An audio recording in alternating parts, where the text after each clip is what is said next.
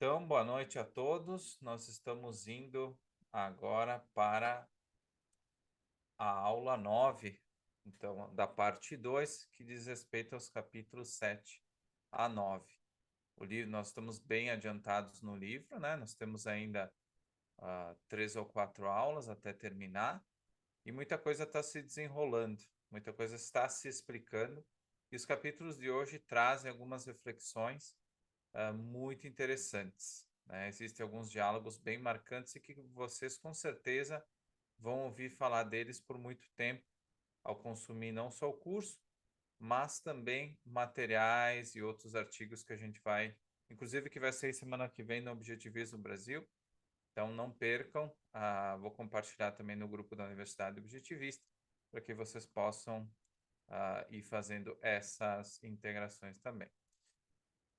Então, o capítulo 7 ele começa com uma parte que pessoalmente me emocionou bastante, que fala justamente de quando a gente vê a Kira observando uma construção e o homem no andaime. Essa visão do homem no andaime, ela marca muito a obra da Rand, né? Especialmente depois a Nascente. A própria, a própria imagem do filme mostra isso, né? Aquela foto icônica de Nova York. Apareceu em diversas vezes na obra da Rand e também na mídia, na cultura em geral. E como a Kira reage, então, a essa construção e ao andaime? Como é que ela reage? Ela fica fascinada e absorta pela obra, né? Ela sente um tipo de admiração por aquele movimento preciso e implacável do homem no andaime, esse homem que constrói, que faz acontecer. Em vários momentos ao longo da obra, a Rand se utiliza do som, do bater do martelo e dos outros instrumentos para mostrar o ritmo e a vida daquela obra. No caso, aqui ele sempre fala da ponte, mas essa obra, este prédio, demonstra justamente este poder do homem sobre a natureza. E ela realmente se esquece de tudo ao redor dela. Tem uma passagem que diz assim: ela ficou observando, seus olhos arregalados, seus lábios sorrindo. São pouquíssimas vezes que nós vemos a Kira sorrindo. A palavra sorrir, o verbo sorrir, né? Ele é raramente utilizado nesse livro, infelizmente. E essa é uma das poucas vezes que a Kira sorri. Então ela fala: um jovem com o rosto bronzeado e um cachimbo no canto da boca subia as tábuas estreitas do perigoso andaime. Então essa passagem ela mostra justamente isso: a força do homem sobre a natureza, e enfrentar essas dificuldades e os perigos envolvidos com a construção de um prédio, e aqui a gente pode abstrair também para a construção de uma vida. A construção da sua vida também envolve riscos, envolve trabalho, mas principalmente ao final de tudo, envolve admiração por tudo que você construiu. E a Kira quer construir isso. Ela sempre deixou claro que ela queria construir pontes, que ela queria ser engenheira. E ali no final dessa primeira página do capítulo 7, ela se pergunta o que a afastou disso, desse ideal de ser uma construtora, uma engenheira. E por que ela não poderia seguir essa carreira? Mas aí, logo ao final, ela diz: talvez um dia no estrangeiro. Essa palavra volta e volta com muita força na parte 2 do livro. Porque o estrangeiro é cada vez mais a única esperança que resta para Kira.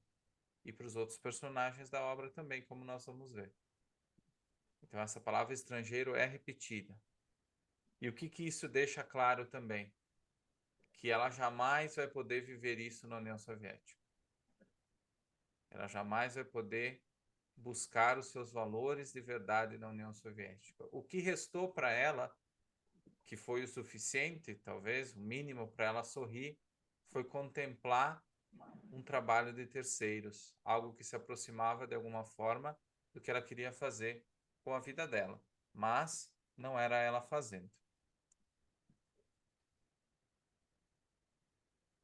Então, em todo esse tempo, desde o início da parte 2, depois que o Leo se envolve naquele comércio ilegal de mercadorias, nós vemos que o Leo está ganhando muito dinheiro.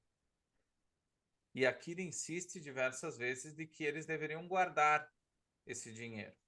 O Leo deixa claro que para ele não interessa e ele não vê motivos para poupar, porque na cabeça dele, como nós vemos desde o início da obra e cada vez mais ao longo da parte 2, ele realmente está desacreditado de que faria algum sentido, de certa forma, evitar viver, de certa forma, viver dessa forma desregrada, consumir tudo que ele ganhava, porque ele imaginava que tudo poderia terminar amanhã. Então, para ele não fazia sentido poupar. Já Kira tinha a perspectiva de que eles poderiam utilizar esse dinheiro para alguma coisa ainda. E a gente vai ver ao longo desses 3 capítulos no dia de hoje sobre o que ela está falando. Vocês já imaginam, eu tenho certeza, mas nós vamos nos aprofundar. Então é interessante que ela guardava um pouco num pequeno bolso costurado em sua saia, que ia ficando mais grosso a cada semana, né? E você se lembra onde que o pai dela também fazia a mesma coisa. Ele também guardava o dinheiro costurado na roupa, costurado aqui no bolso da camisa dele, né? Aqui perto da abertura. E a Kira guardava esse dinheiro na saia. Então, vejam que há uma semelhança entre essa prática do pai e da Kira também, de guardar o dinheiro costurado ao corpo. Partes diferentes do corpo, mas costurado ao corpo, sabendo que havia um risco muito grande que se a pessoa, por acaso, perdesse, se a Kira perdesse esse pouco dinheiro que ainda teria, aí sim que ela dificilmente teria qualquer chance ou qualquer expectativa de fazer qualquer coisa com a vida dela. As chances já eram mínimas, como nós estamos vendo, mas pelo menos ela tinha ainda esse dinheiro. Nesse capítulo 7, inclusive, há uma repetição do que nós vimos na aula passada no sentido da concepção de educação. O que era ter uma educação, para que servia a educação nessa União Soviética? E ela passa por um teste político para continuar no cargo de guia. E sobre o que falava esse teste, né? Falava justamente de repetições de informações aleatórias sobre o sistema. Então, ele fala assim: nossos educadores modernos devem ter cultura política e mostrar um interesse ativo por nossa realidade soviética, em todos os detalhes de nossa construção estatal. Depois a gente vê ao longo do capítulo que a Irina fala de decorar, de saber a produção de petróleo da nação e tantas outras coisas. Agora, isso de fato não é um conhecimento para ela, não é interessante para ela, nem para ela e nem para ninguém. Por quê? Porque esse tipo de dado, ele não é conhecimento, porque ele não é integrado a nada e a nenhum valor do que a Kira quer fazer na vida dela. Então, ela, tal qual a Irina posteriormente, elas questionam essa forma de ver o, o que significa ter uma cultura política e conhecer a realidade soviética. O que isso significava de verdade? A gente sabe que na concepção objetivista, ah, jamais essa decoreba ou essa aquisição de dados aleatórios significa conhecimento. Infelizmente, na nossa realidade educacional, ainda está muito presente essa concepção, que é essa concepção de decorar informações que, naquele período, para saber para a prova, né? Todos vocês devem ter vivido um pouco dessa realidade, pelo menos. E depois esses dados aleatórios, eles são esquecidos ao longo da tua vida porque você não consegue utilizá-los de nenhuma forma interessante e por mais que seja interessante conhecer alguns dados, desses dados aleatórios que a gente vê na escola, por exemplo, eles no final das contas você só consegue utilizar a todos eles como uma repetição, mas nada de forma integrada, né? Numa conversa de alto nível sobre os temas da realidade. Nesse período, então, nós já vimos que a Kira ela acaba guardando dinheiro da gastança do Liu. E tem um parágrafo que justamente fala sobre as mudanças de comportamento do Liu. Então, alguns dias ela chegava em casa e ele se comportava de uma forma educada, tinha esperança. No outro dia ele estava totalmente bêbado. No outro dia ele nem em casa estava e ela não sabia para onde ele ia. Então esse era o comportamento, era um comportamento imprevisível e autodestrutivo. Ela não tinha nenhum tipo de segurança na figura do Leo. Mesmo ele agora ganhando dinheiro e eles tendo relativamente uma situação financeira ok, pelo menos no curto prazo, ela não conseguia ter o valor Leo perto dela. Ele não estava presente nisso, ele não tinha a mesma ideia do que ela no sentido de longo prazo. Nesse momento a gente já vê a figura do Leo bem desgastada, muito próxima quase a um niilismo. Ainda não chegou lá, mas ele está literalmente morrendo com o tempo, né? Aquele Leo original, nós vemos alguns flashes daquele Leo de certa forma aristocrata, bonito, que chamava atenção, que tinha um potencial enorme. Esse Leo ele só aparece em flashes nos capítulos. Em grande parte da obra é um Leo que está se desintegrando, né, com o passar do tempo. Mas como ela reage a isso? Tem uma passagem bem bacana. Ela diz, ela tinha aprendido a não pensar, só se lembrava de que ele era Liu e que ela não tinha vida além do som da sua voz, dos movimentos de suas mãos e dos contornos do seu corpo. E tinha que ficar de guarda entre ele e aquele algo imenso e inominável que se aproximava lentamente dele e que já tinha engolido muitos. Ficaria em guarda e nada mais importava. Nunca pensava no passado. O futuro, ninguém ao seu redor pensava no futuro, inclusive o próprio Liu. Ninguém pensava no futuro. Esse algo inominável é justamente o poder da opressão do Partido Comunista. É esse o algo inominável, imenso, que se aproximava lentamente dele. Então a gente sabe, através do contexto, do que se trata esse mal inominável, que vai levar ele justamente, está levando ele a esse caminho de desintegração, né? Ela visita a Irina e, e como a Irina está naquele momento, né? Ela está muito assustada e preocupada com o seu futuro e a segurança do Sasha, que, como nós vimos no capítulo anterior, ele estava envolvido em atividades contra-revolucionárias. Então, o que vai acontecer com o Sasha? Nesse caso, a Irina já está presa, né? Eles estão esperando ali o desenrolar dos próximos dias. E ela expressa, de certa forma, um medo do regime e incerteza quanto ao que aconteceria com eles, né? No caso, ela e a Irina. Ah, tem uma passagem muito grande que eu selecionei aqui para o material, que inclusive vai ficar disponível para vocês também consultarem posteriormente. E ela fala que todos sentem medo, o mesmo medo, e não pode questioná-la sobre isso, mas se o fizesse, não poderiam explicá-lo tão pouco. Então, o que isso quer dizer? Todas as pessoas, ela pergunta para Kira, o que vai acontecer conosco? Só que ela destaca que as pessoas sentem um medo, que foi o que a Kira acabou de dizer, desse inominável, desse algo imenso que se aproximava deles e iria engolir eles.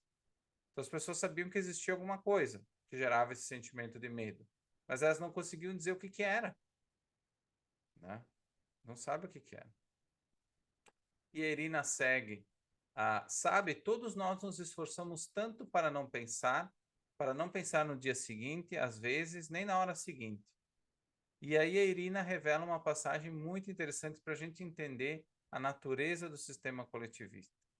Ela diz: acredito que eles estão fazendo isso deliberadamente. Eles não querem que pensemos. Por isso que temos que trabalhar tanto. E como ainda nos resta tempo após termos trabalhado o dia todo e permanecido em algumas filas, temos que participar de atividades sociais e depois dos jornais. Mas por que que esse sistema não quer que eles pensem? Por quê? Porque a partir do momento que a pessoa pensa na sua própria vida, ela necessariamente começaria a questionar esse sistema. Elas começariam a pensar por si próprias, a ver de fato o que estava acontecendo. Agora, ela, enquanto eles fazem com que as pessoas fiquem ocupadas, elas não vão, como é que coloca aqui, elas não vão pensar, porque pensar incomoda. E você se lembra nos capítulos anteriores, quando a Sônia falou para o Andrei, se ele agora estava pensando em desejos pessoais, em valores, que isso era uma atitude burguesa, porque o comunista não quer que você pense, porque se você pensar, você necessariamente está, de certa forma, agindo como indivíduo. E o coletivismo, justamente, é a doutrina que diz, politicamente, que a unidade fundamental é o grupo, é o coletivo, que é isso que acontecia na União Soviética. Então você não poderia agir como indivíduo. Se você agisse como indivíduo, como Akira, como Sasha, o que você estaria fazendo? Você estaria desestabilizando o sistema, incomodando, em outras palavras que o Eric usa. Então fica claro o porquê disso. Depois ela comenta um pouco sobre o que a Kira teve que enfrentar no teste político.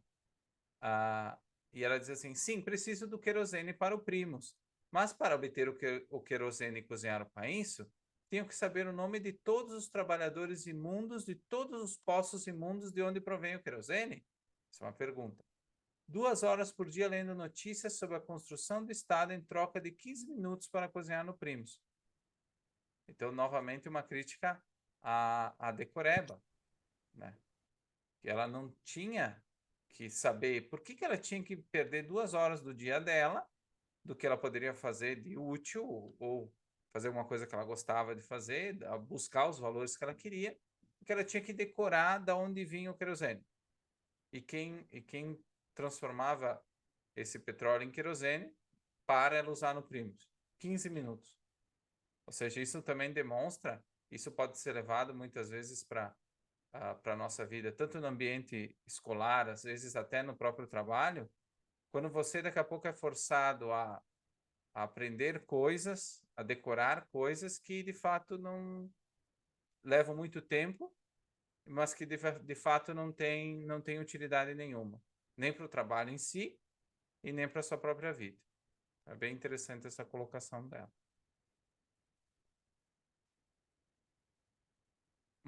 Um pouco mais adiante, ela fala assim, ela fala sobre as atividades do Sasha e ela diz assim: é um tipo de organização secreta e eles acreditam que podem derrubar o governo, libertar o povo, seu dever para com o povo, Sasha diz.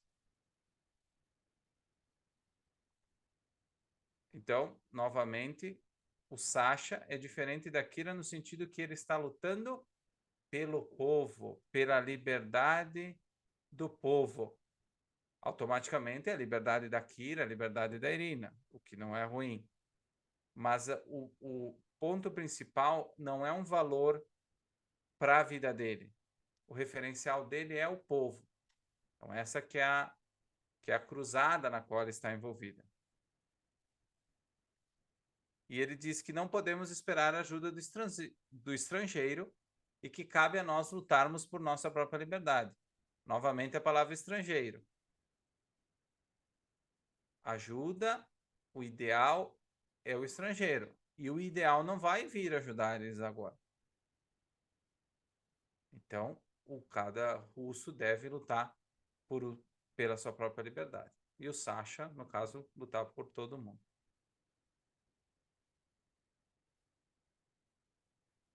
Então, o Sasha comenta, né, que como o Sasha se sentia, né, em fazer parte dessa organização. Até fazendo uma correção, eu falei ali no início do capítulo a Irina não estava presa ainda. Acabei me adiantando um pouco no capítulo. Mas estava em caminho de ser, né, de ter esse destino, como a gente vai ver nos próximos 2 capítulos. O Sasha sai da casa da Irina e ele já percebe que todas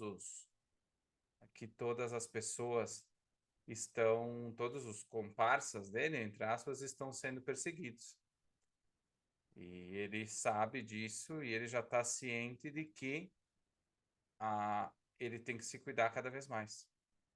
Né? Que o cerco está se fechando, inclusive é um termo usado no próprio livro, né? O cerco estava se fechando. Então aparece uma pequena entrada que diz: Sasha dobrou a esquina de sua rua correndo para chegar em casa. Mas os sinais já estavam ali do que estava para acontecer.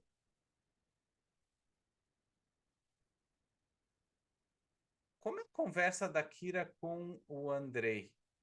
Nós vimos ali no início, um pouco antes, a conversa da Kira com a Irina, e essa conversa com o Andrei, ela traz muitas revelações sobre o amadurecimento que se dá capítulo a capítulo na figura do Andrei. Ele diz: você sabe, Kira, talvez já saiba há muito tempo. Você tinha razão. Talvez tenha razão sobre muitas coisas sobre as quais tentamos não discutir. Lembra que desde o início do livro, a Kira ela deixava claro que algumas coisas ela não queria discutir com o Andrei. E o que era isso? Era justamente essa questão mais filosófica, essa questão ideológica do Partido Comunista, dos valores do Andrei, dos princípios que ele entendia que eram os princípios ideais e que eram diferentes dos da Kira. Então eles sempre evitaram de falar sobre isso. É muito comum hoje, né? Não vamos falar sobre política. E de fato, a Kira não queria falar sobre política e sobre filosofia com o Andrei, porque ela sabia que necessariamente isso geraria algum conflito, né? E aí ele traz justamente a reflexão ainda do Stepan um pouco antes com o Andrei e em outras partes da obra que o próprio Andrei fala, né? Então ele diz para Kira: não acha que sei em que se transformou nossa grande revolução? Fuzilamos um especulador e centenas deles contratam carruagens em Nevsky toda noite. Então daí ele dá o exemplo de todo o luxo que está sendo agora desfrutado por algumas pessoas do partido, né? Ele fala dos diamantes, do champanhe, quem paga o champanhe, que isso tudo não é investigado pela GPU.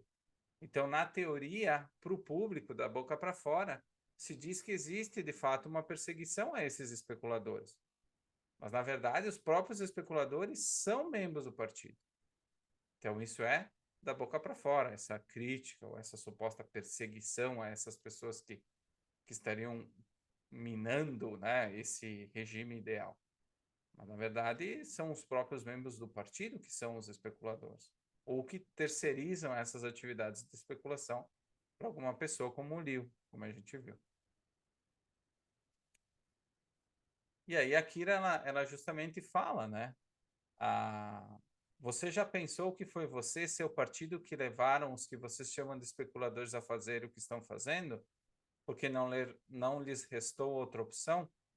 E é de fato, né? Essa é uma pergunta que a gente refletiu ali no final da parte 1. Não existe uma economia de livre mercado.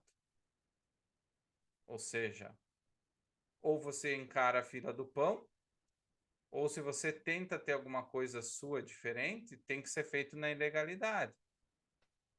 Então, os especuladores, eles são pessoas, não são todos do partido, né? Tem muita gente que justamente se utiliza de favores em troca de remuneração para ter esses negócios legais. Mas, de fato, a figura do especulador do mercado negro, e isso a gente pode entender na própria realidade, muitas vezes, ele surge devido a um Estado que combate o livre mercado e a livre iniciativa. Nós não vivemos na União Soviética, mas a nossa economia informal é gigantesca. Ou seja, pessoas que não estão, que não são reconhecidas, que não existem para o Estado, de fato. No nosso caso, não emitem nota e tudo mais. Então, isso não deixa de ser não um especulador da mesma forma que era na União Soviética, mas uma pessoa que está fora do sistema, que não é contabilizada, que só é estimada, mas não é contabilizada, não se sabe realmente o tamanho disso. E aí o Andrei coloca de novo aquela questão que ele falou lá no início do livro. Queríamos elevar os homens ao nosso nível, mas os homens que governamos não crescem, eles se encolhem, estão encolhendo a um nível jamais atingido por nenhuma criatura humana, e nós estamos deslizando lentamente para o nível deles.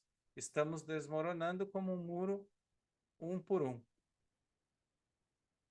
Veja que o Andrei, ele ainda entende que a teoria é boa. A teoria é boa, o comunismo é bom, o ideal comunista. O problema é que os outros não estão no mesmo nível desse ideal. Eles não estão, em vez de crescer, eles não crescem esses homens. Mas não é culpa do regime. A culpa é dos homens, porque eles não crescem, eles se encolhem. Ou seja, o Andrei ainda, ele acabou de dizer antes, ele acabou de assumir que existe um problema, mas ele não entendeu que o problema vem do regime. O problema ainda são os outros, são as pessoas, não é o regime. E aí o que acontece? A essas pessoas do partido que conhecem o ideal, supostamente praticam esse ideal e buscam esse ideal, elas estão deslizando para o nível dessas pessoas que estão se encolhendo. Então é um ciclo vicioso. Mas a culpa são as pessoas, não é o sistema. Elas não estão no nível que precisava estar. Talvez em outro lugar, como era a crença da Internacional Socialista, né? Foi dito ali nos capítulos anteriores que o problema é que a gente tinha que abandonar, o próprio Pavel diz no discurso, que nós temos que abandonar esse idealismo. Porque não é prático. Não é prático. Veja bem, o idealismo não é prático, ou seja, ele não funciona na prática. Por que não funciona na prática? Porque as pessoas não crescem no nível que elas deveriam crescer, que o André achava que elas deveriam crescer. Então vocês veem que a desculpa está sendo terceirizada cada vez mais para as pessoas. O André ainda acredita nisso. Nesse sentido, ele é muito parecido com o Pavel. Apesar dele ter alguns insights que sinalizam que ele pode estar errado. Ele ainda acredita no ideal.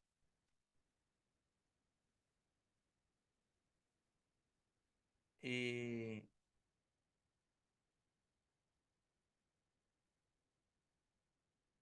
E a Kira também fala, e a Kira explica para ele o que nós acabamos de falar. A culpa não está nos homens, mas na natureza de seus ideais.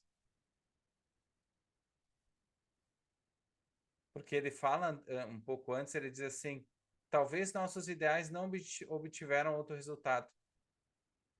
Aí ela fala que a culpa não é os homens que se encolhem. O problema são esses ideais do Andrei. Mas ele ainda não aceita. Ele até ri, ele diz assim: mas você está me ajudando, Kira. Você está me ajudando. porque ela acaba disfarçando que ela não quer mais falar sobre isso. Você é a única pessoa no mundo que está me ajudando.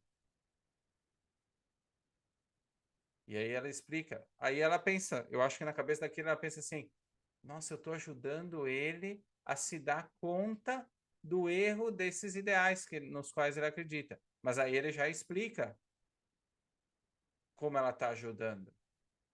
Porque não importa a ruína humana que vejo ao meu redor, ainda tenho você. E porque em você ainda posso ver o que um ser humano pode ser. Novamente, a Kira é uma exceção em meio a todos aqueles homens que estão se encolhendo. Ou seja, o problema na cabeça dele continua sendo os homens. Ele não está evoluindo como a Kira achou. Que a Kira, por um momento, ela acha que ela está ajudando ele essa forma filosoficamente falando, né? Em esclarecer a natureza do ideal do Andrei. Mas ainda não é isso, né? E aí, depois que ele fala sobre. Porque sempre que o Andrei fala, para quem, por exemplo, abrisse o livro nesses capítulos, ele poderia dizer assim: não, a Kira é uma mulher perfeita, ela ama o Andrei e ela nunca mentiria para ele, se fosse ler isso fora de contexto, abrindo nesse capítulo 7, por exemplo. Agora a gente sabe, e ela pergunta: você tem certeza de que me conhece? Então, todas as vezes que eles conversam, ela dá uma dica. Andrei não é bem assim. Não vamos fazer isso. Me conhece mesmo? E ele não consegue enxergar, não consegue enxergar. E olha o que ele fala no final desse pequeno diálogo. Kira, o mais elevado de um homem não é seu Deus, é aquilo em seu interior que sabe a veneração devida a um Deus. E você, Kira, é o que mais venera. Olha que curiosidade. Ele fala a mesma coisa para ela que ela fala para o Liu. E isso remete àquela pergunta lá dos primeiros 5 capítulos do livro, nas primeiras vezes que eles conversam, que ela pergunta se a pessoa acredita em Deus. Essa é a resposta que o Andrei dá, a mesma resposta que a Kira introduz lá atrás, o Andrei dá agora, mas ele fala e não a Kira. Ele entendeu agora só o que a Kira falou lá no início da obra. Agora ele entendeu. E ele repete, inclusive, em palavras muito parecidas. Então, nós estamos chegando no final do capítulo 7 e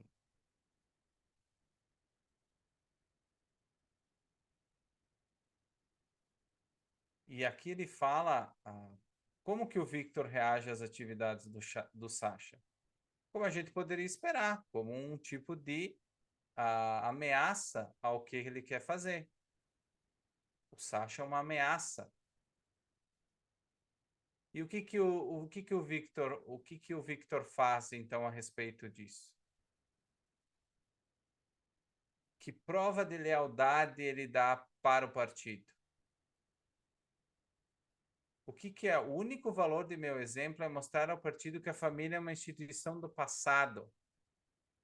O que ele faz? Ele entrega a sua família, ele entrega a irmã dela, a irmã dele, o pai dele e o Sasha. Ele justamente entrega por lealdade ao partido, porque ele quer alcançar o objetivo dele, né, o suposto objetivo dele, que não sabe se é mesmo isso. Então, a partir desse momento, ele entrega a irmã e o Sasha para um destino terrível. E ele se beneficia, como o próprio general diz, que o heroísmo dele não vai passar despercebido. Então, nesse momento, ele entrega para o partido a família dele. No final, então, mostra o plano que a Irina tenta aplicar, né, de esconder o Sasha em casa até ele poder partir com o trem para Baku. Mas, infelizmente, como nós vamos ver ali já no início do próximo capítulo, infelizmente, o plano de fuga do Sasha não dá certo. Então, pessoal, se vocês tiverem alguma pergunta sobre esse capítulo 7, o que mais chamou a atenção de vocês, tem muita coisa, né, nesse capítulo que faz pontes bem claras com a parte 1. Esse capítulo 7 é muito rico nisso. Retoma diálogos, retoma o ideal da Kira, né, da construção, de construir pontes, de ser engenheira. Nós temos a passagem que fala do Victor, o diálogo da Kira com o Andrei, que também revela um pouco mais, né, sobre o que ele está passando. Então, tem vários insights interessantes. Se vocês tiverem algum comentário, senão a gente pode seguir.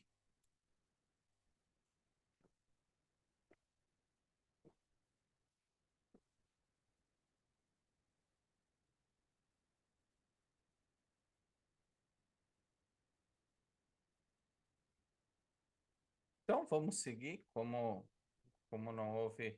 Então, o Douglas tinha comentado aqui, usando o comunista para refutar a ética comunista.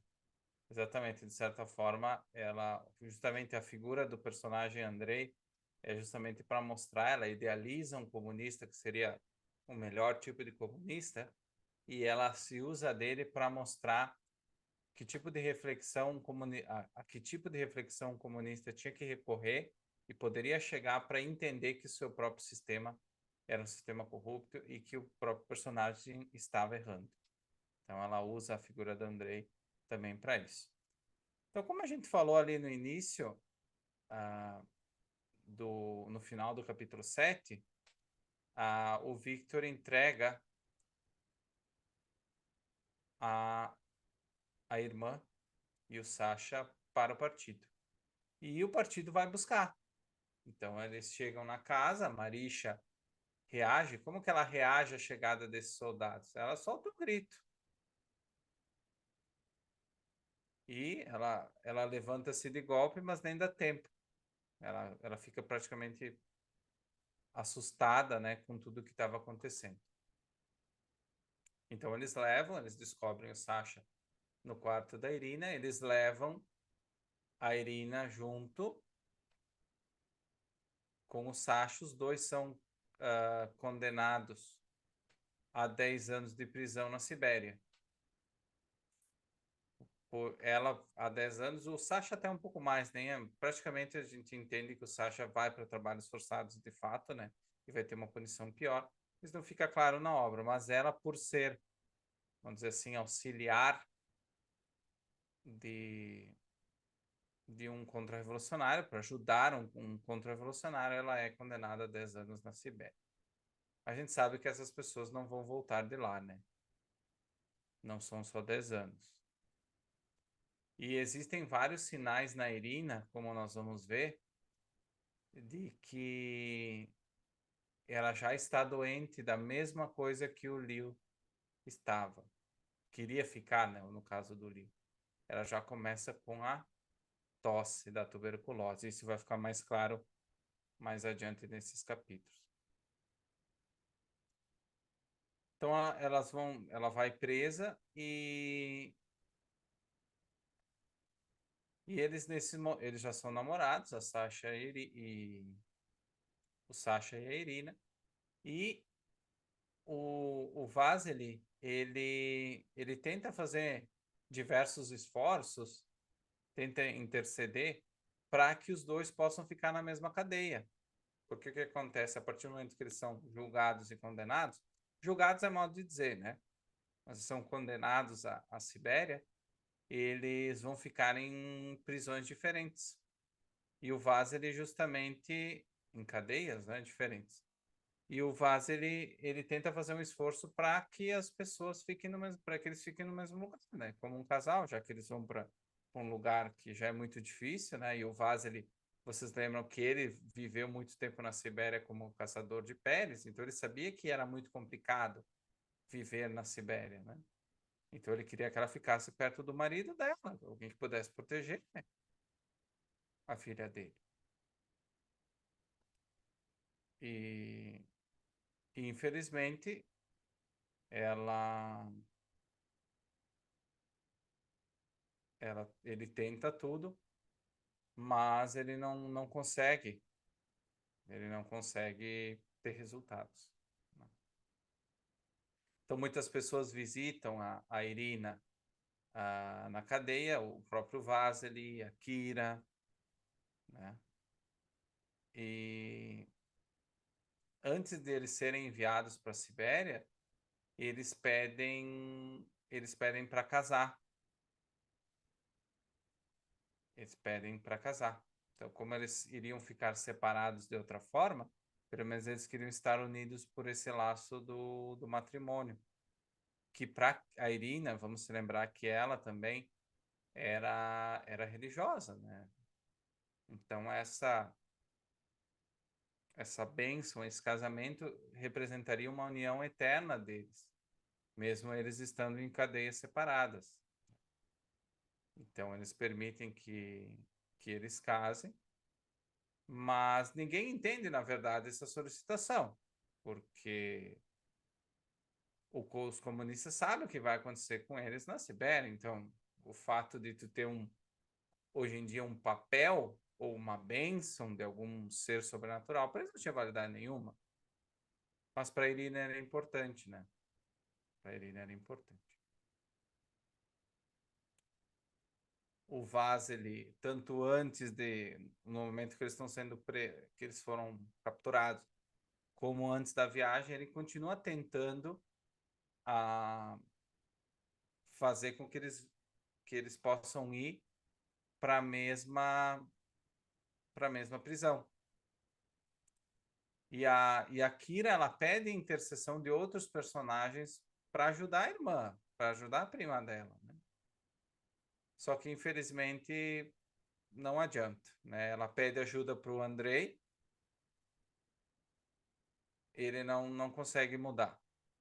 Ele tenta interceder dentro do partido, ele não consegue, né? O Vasily pede para o próprio Victor, para que ele fizesse uma última coisa em nome da irmã, e o Victor diz que ele não tem nada para fazer.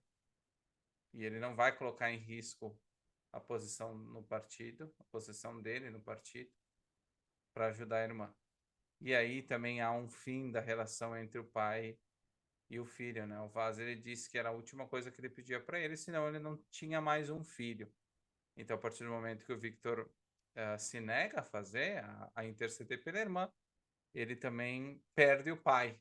Ele não perde o pai para a GPU, mas ele corta, né? O pai, no caso, o Vaz, ele corta laços com ele. Então, em um capítulo, o Victor se torna praticamente sozinho no mundo.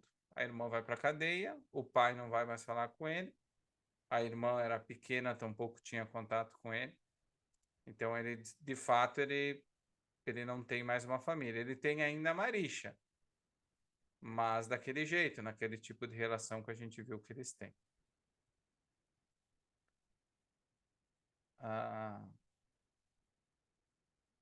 Existe antes do final do capítulo, que mostra o Sasha e a Irina indo de trem para a Sibéria, né? E depois esses trens se separam. Tem um diálogo da Irina com a Kira, então, essa despedida. E essa parte que eu vou ler para vocês é uma das partes mais profundas do romance. Então, eu peço que vocês tirem um tempo para ter essa atenção e fazer essa reflexão junto comigo.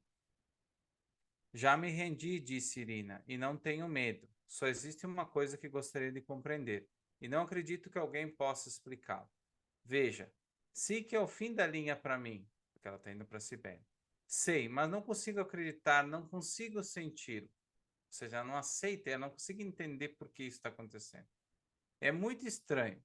Eis a sua vida. Você começa a vivê-la, sentindo que é algo tão precioso e raro, tão belo como um tesouro sagrado. Que é o que a Kira já tinha falado anteriormente, que ela via assim. Agora ela acabou e não faz qualquer diferença para ninguém. E não é que eles sejam indiferentes. Ou seja, não é que as outras pessoas elas queiram necessariamente prejudicar a Irina, que elas identifiquem a Irina como inimigo. Eu digo que elas conheçam a Irina e odeiem a Irina por quem ela é. Não, eles não sabem. Então, não é que eles sejam indiferentes, é apenas que eles não sabem. Não sabem o que essa vida significa, esse meu tesouro, e há algo sobre ela que eles deveriam compreender. Eu mesma não compreendo, mas há algo que deveria ser compreendido por todos nós. Mas o que é, Kira? O que é a vida? O que a vida é? Então ela não entende. Ela não entende porque que os outros não entendem. A Kira entende. E sobre o que é a vida, então, respondendo essa pergunta? A vida é sobre valores pessoais. Amar amigos, amar o seu pai, amar o Sasha, buscar uma profissão. Isso é o que mais sagrado que não deve ser tocado, que o Estado não deve tocar. E que ele não deve, mais importante ainda, impedir que seja conquistado. Que é justamente viver a sua vida. É isso que a Irina ela não consegue colocar de forma clara. Mas é disso que ela está falando. É da busca de valores. E aqui ela fala, não sabem o que essa vida significa, esse meu tesouro. Por quê? Porque nesse sistema a maioria das pessoas não busca valores. Então elas não conseguem nem, por exemplo, ter um exemplo, a Kira ou a Irina como um valor. E elas, de certa forma, elas não têm como ter uma relação de empatia ou de se colocar no lugar da Irina. Porque elas não vivem isso, elas não entendem. Elas não entendem o que está acontecendo.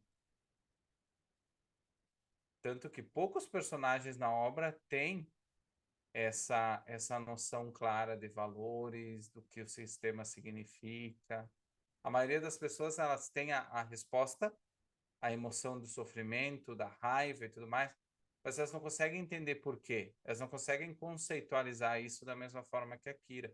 O próprio Andrei, como vocês podem ver, ele precisa ficar o romance inteiro com a Kira, em contato direto com a Kira, nesses diálogos que a gente vem explorando, para que ele possa começar a se questionar.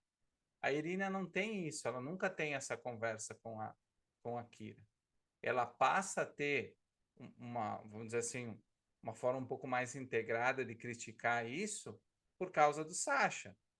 Mas mesmo assim, o Sasha não é o melhor exemplo de alguém, de um individualista. Ele é um exemplo de alguém que politicamente é contra o regime, ok? Mas mesmo essa liberdade pela qual ele está lutando não é uma liberdade para ele, é uma liberdade para o povo.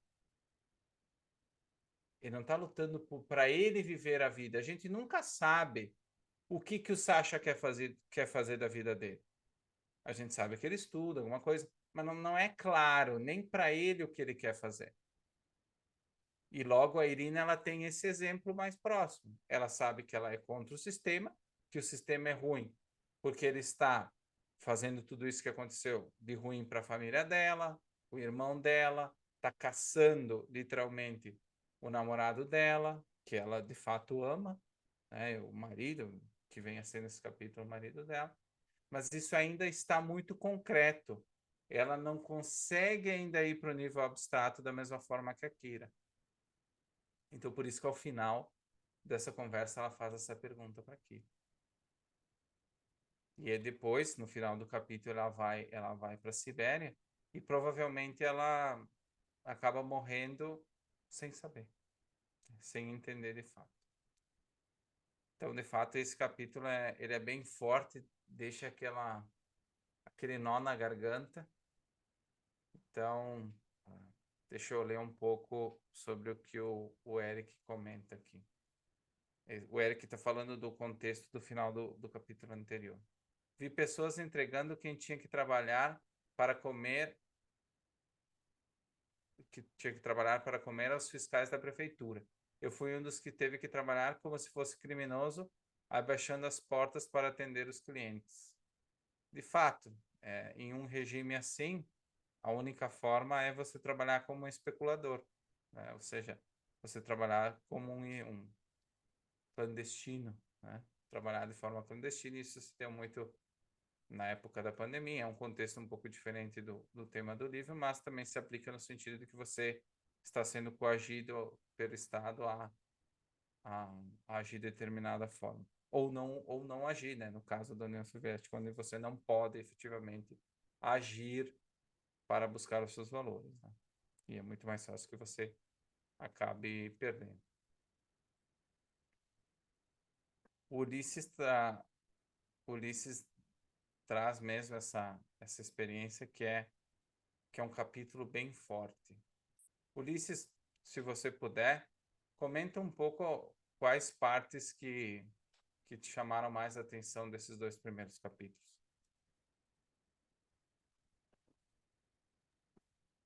É, mas vou me ater mais nesse último, né? Essa parte da separação do, do, do Sasha e da Irina foi muito forte, né?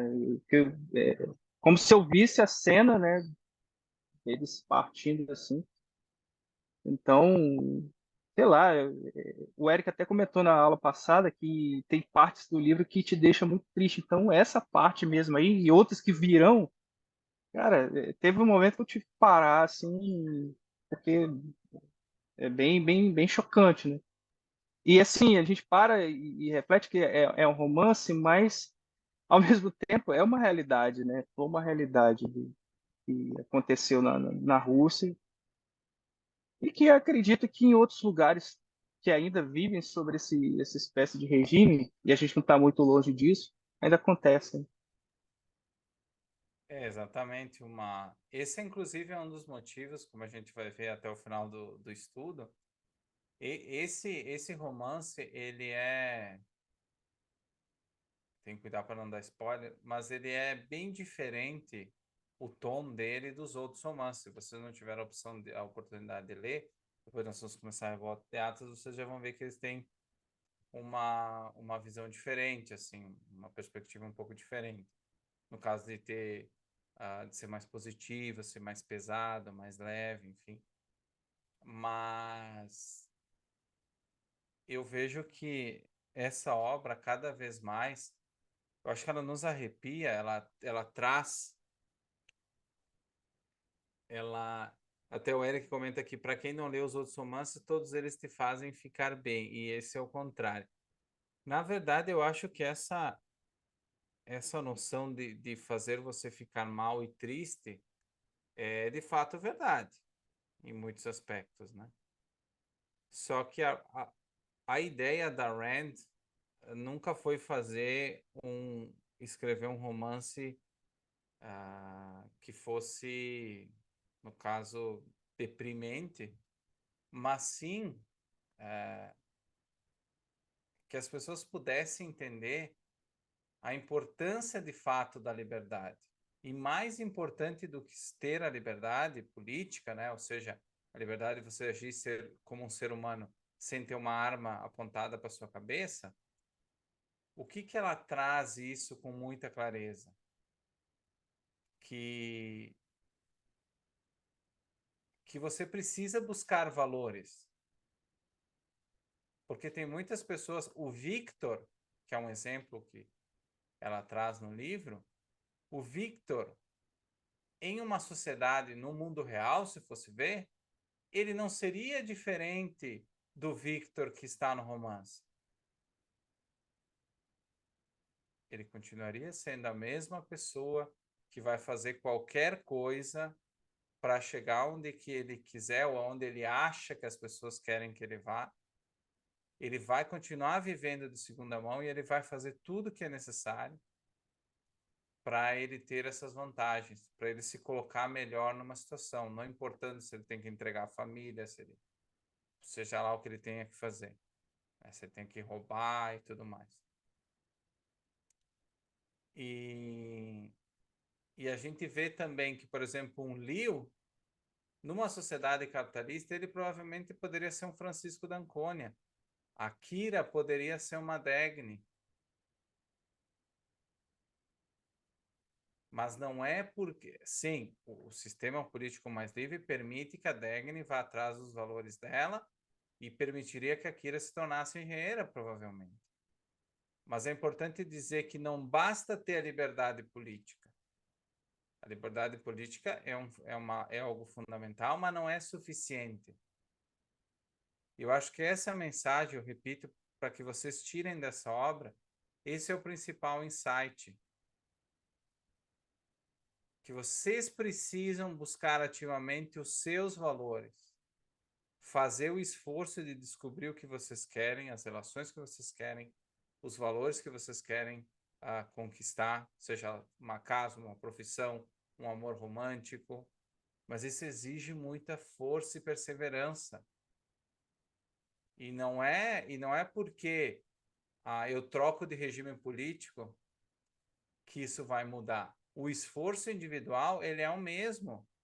Num sistema opressor, ele é muito maior. Mas ele não cessa quando você vai num mundo totalmente livre.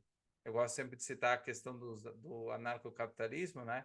Aquela ideia de uma utopia que, vamos supor que amanhã nós acordássemos, não houvesse mais imposto, mais violência, todo mundo se desse bem e tudo mais. Uma pessoa como o Victor, ele continuaria gerando problemas nessa sociedade perfeita. E a Kira continuaria buscando valores nessa sociedade perfeita, o ideal. Então, a liberdade política é fundamental, mas ela não é suficiente. A Antonina que a gente vê, será que ela mudaria vivendo no capitalismo? Ou ela continuaria a mesma pessoa? O Morozov, será que em vez de ter um comércio legal, ele não trabalharia no tráfico? Não viveria de interesses de políticos, desvios de verbas, caixa 2. Ele só mudaria o tipo de atividade, mas ele continuaria sendo a mesma pessoa. E esse é um dos insights que me parece mais importante da obra. Apesar dela ter esses eventos, como a gente viu aqui, eventos mais tristes, né? E aí, claro, que o Eric fala mostrar a realidade que era dura naquele contexto e justamente o que o Ulisses complementa, mostrar como a Rússia foi um enorme cemitério. Sim, tem essa função. Tanto que vocês vão verem depois, ao longo da obra, que a Rand, inclusive, ela foi perguntada por que que o livro ele tinha o fim que ele teve e não um outro fim, talvez um fim mais positivo ou mais florido, de certa forma, né? E o objetivo dela com o romance era justamente mostrar isso, a dura realidade daquele contexto da União Soviética pelo qual ela passou e pelo qual a Kira, no caso, vive também. Então, ela faz de propósito. Ela usa da ficção de propósito, ela quer que tenha esse final. E vocês vão entender depois também mais por quê. Não sei se vocês têm mais alguma colocação no capítulo 8. Vou dar um minutinho ali para Ulisses, Eric. A Patrícia não falou nada hoje, estou preocupado.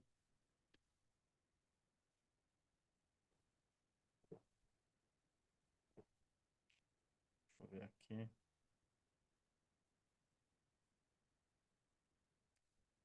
Então, no capítulo 9, o último capítulo que nós vamos trabalhar hoje, é um capítulo bem rápido.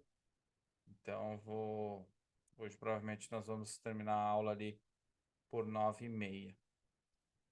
Qual era a ocupação de Victor Naev e qual projeto importante ele foi designado para trabalhar? O Victor, como um todo, ele se formou na universidade, ele foi considerado um engenheiro jovem e com muita capacidade, e ele foi designado para o emprego na Volkovstroy, um grande projeto hidrelétrico da União Soviética. A gente sabe que ele fala desse projeto desde o início, foi um dos grandes motivos, né? Maurício complementa engenheiro e projeto da hidrelétrica, exatamente. Ele sempre focou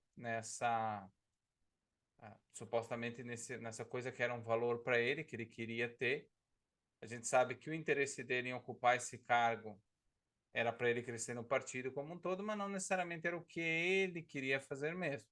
Mas, enfim, ele é escolhido. O preço que ele paga, que ele tem que pagar, é um preço alto, ou seja, praticamente a morte de familiares e o fim das relações, tanto com a família dele de sangue, como com a própria esposa, porque ele se mantém casado só por aparência, né? Tanto que quando ele visita a cidade, né, isso é falado na obra, a Marisha nem sabe que ele está na cidade, ela encontra ele por acaso, como se fosse alguém que você encontra no mercado. Então ele não faz nenhuma questão de, ele não se preocupa com a Marisha, literalmente. Não dá a mínima para ela. E a gente sabe que a Marisha de fato ama ele, mas ele não tem esse mesmo sentimento, né?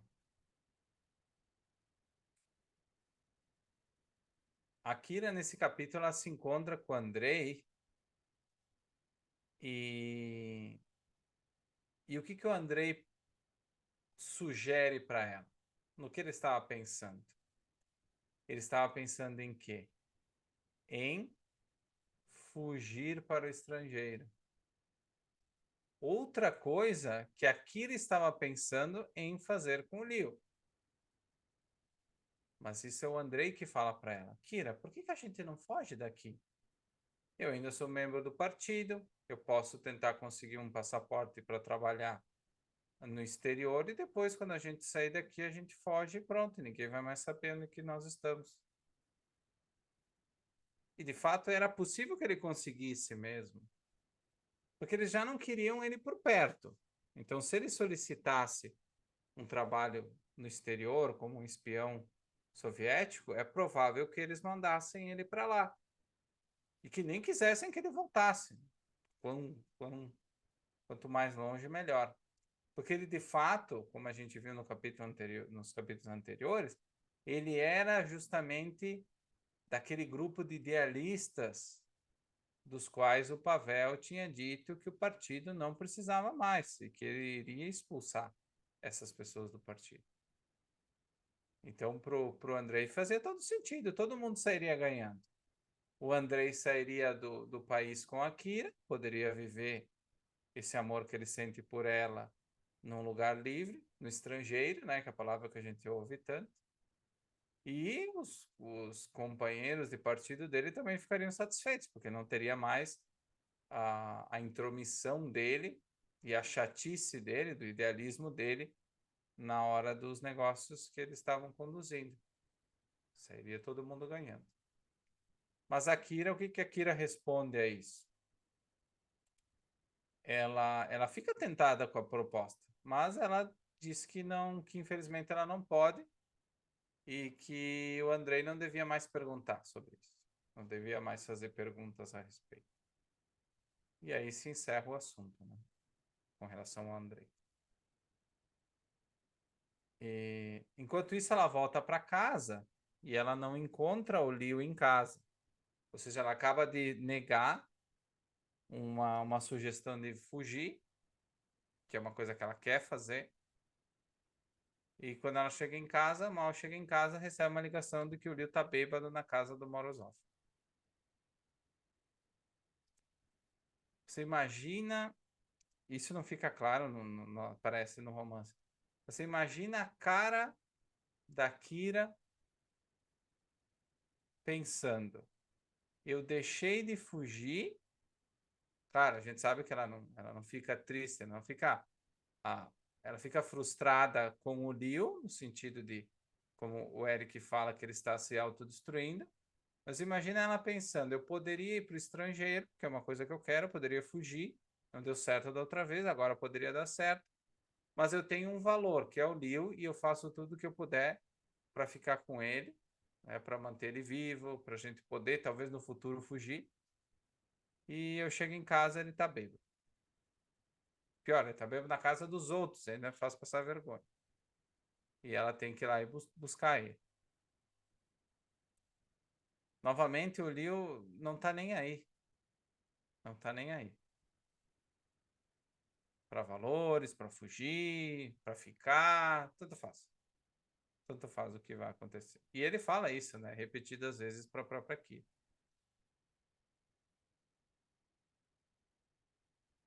E o que que acontece? Essa bebedeira, ela foi produto de uma saída dele com a Antonina.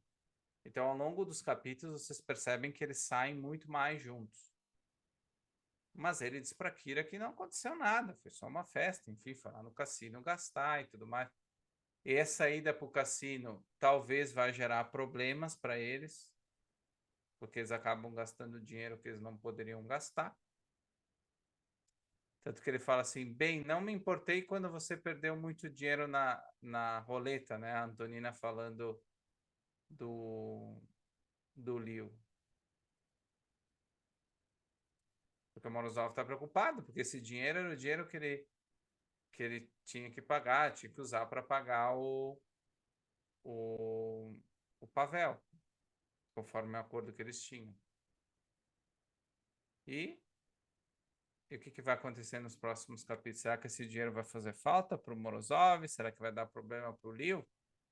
Não sei. Com certeza esse dinheiro pode fazer uma grande diferença no resto da obra. Então, quando ela volta para casa com o Liu, ela diz pro ela propõe ela propõe se casar com o Liu. E aí ele dá risada. Da onde essa formalidade? Agora você vai querer ser aquela moça tradicional da sua família, que vai querer casar na igreja. Que sentido tem isso? Olha a nossa situação, olha o nosso redor. Você que está falando de formalidade, dessas bobagens. Por quê, né?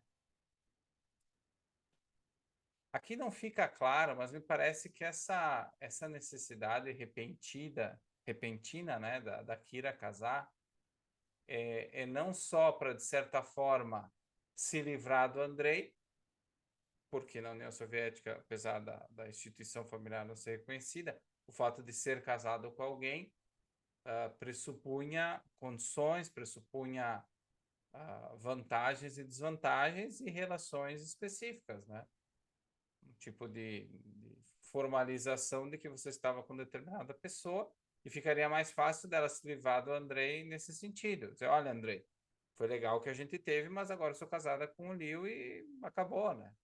Então, de certa forma, isso permitiria que ela se livrasse pudesse sair mais tranquila dessa mentira que ela tinha falado, tinha usado, né? O fato de ter usado o André. Mas, infelizmente, o Liu não compra, não aceita, né? O pedido de casamento.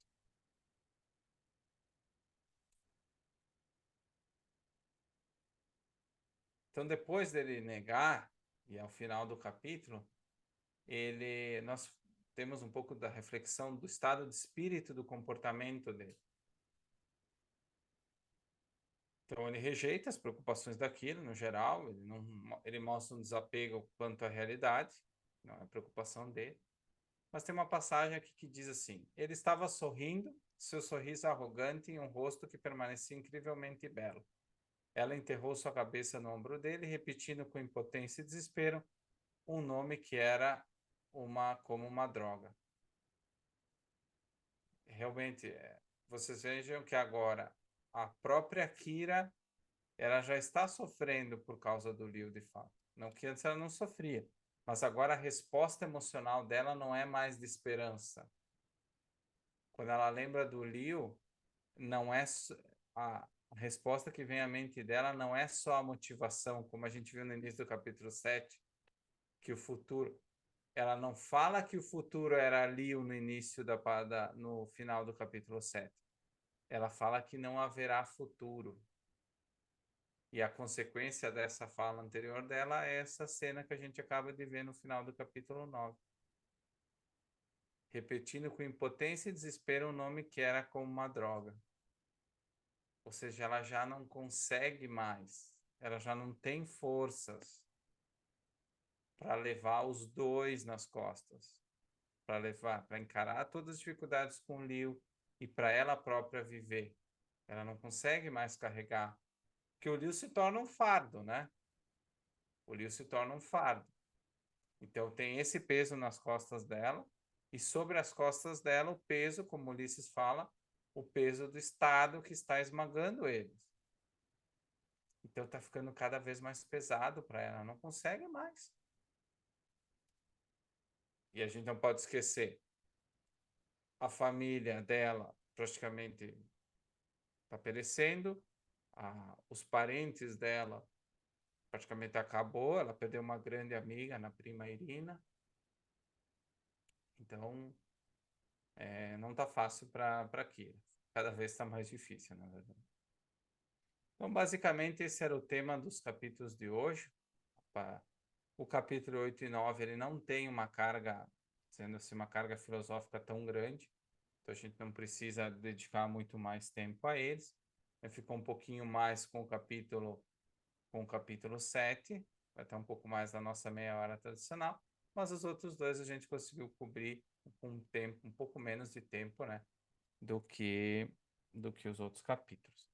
Eu queria abrir, se vocês tiverem perguntas, podem ser perguntas também relacionadas ao objetivismo ou ao próprio livro, de preferência, mas se tiverem outras perguntas também, podem fazer.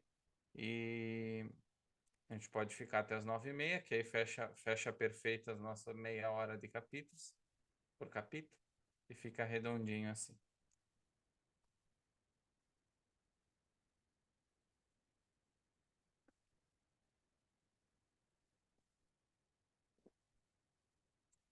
Tem um comentário que eu acho que eu deixei passar. Ulisses, pode falar. Matheus, sim, em relação ao filme, tem alguma previsão? Estamos em negociação para conseguir mostrar o filme.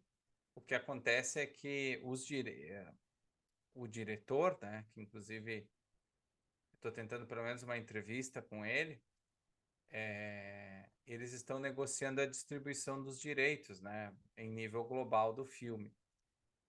Então, ele, por enquanto, não negociou com nenhuma plataforma. Porque se fosse com alguma plataforma específica, poderia haver alguma forma de fazer uma parceria e ter um acesso, pelo menos, para mostrar. Porque nos outros casos, o que eles fizeram foram 2 sessões com outras instituições. Foram 2 sessões para os alunos assistirem e pronto. Então, quem assistia, assistia naqueles horários e quem não podia, perdia a oportunidade, né? Então, eu acredito que até os próximos dias eu vou ter uma resposta positiva ou negativa, né? Mas está sendo negociado mesmo. É um filme que tem a duração de 3 horas, então eu já peço que vocês tenham isso em mente, né? E as datas, se for fechado, também vão ser datas únicas. Então, quem quiser assistir com exclusividade, né? Vai precisar se adequar muitas vezes a esses horários deles, né? Então fica esse aviso.